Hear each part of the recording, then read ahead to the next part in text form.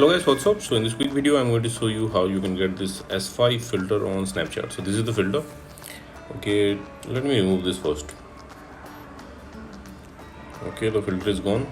To get this filter on Snapchat, what you can do, you can visit this website. Link to this website I'll give in the description box below. So here in this website you will see the snap code for this filter. If you are browsing this website in your laptop or PC, you can scan the snap code with your Snapchat mobile app. And if you're browsing this website on your mobile, just tap on the snap code and open to it Snapchat.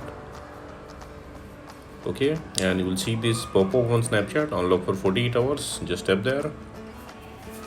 Okay, there you go, you got the filter. So that's it guys. Likewise, you can get this S5 filter on Snapchat. So thanks for watching the video guys. See you on the next video.